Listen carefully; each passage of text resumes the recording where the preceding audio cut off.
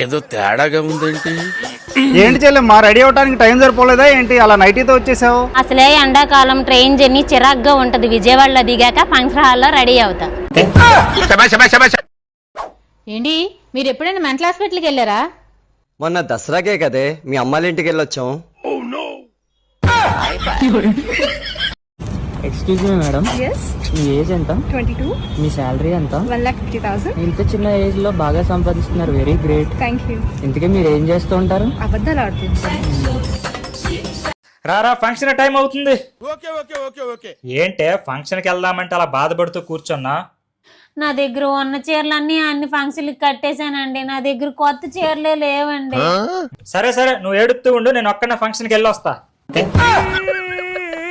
హే, ఎక్కడి నుంచి వచ్చావు? Talk English please. Oh okay, where are you from? I'm fine. ఏమైంది మా డల్లుగా, ప్రాబ్లం ఏంది? ఏం లేదు మామ, ఇప్పుడిప్పుడే తెల్లవుతున్నా అనుకునే లోపు ఎండాకాలం వచ్చే.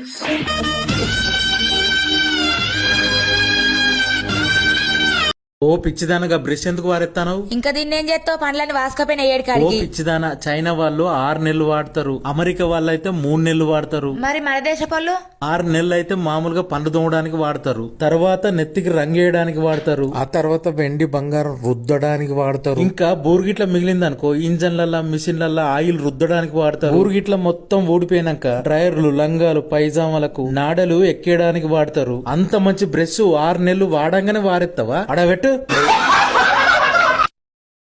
హలో గూగుల్, పిండి పిసుకోకుండా రొట్టె ఎలా చేయాలి? ఆన్లైన్ లో ఆర్డర్ పెట్టుకోవాలి.